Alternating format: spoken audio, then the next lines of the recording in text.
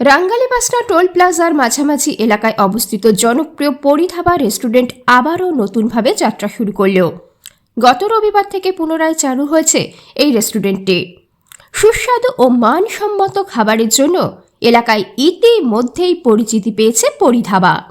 রেস্টুরেন্টটিতে রয়েছে শীতাতাপ নিয়ন্ত্রিত এসি এবং নন এসি দুই ধরনের বসার সুব্যবস্থা, যাতে পরিবার পরিজন নিয়ে স্বাচ্ছন্দ্যে সময় কাটানো যায়।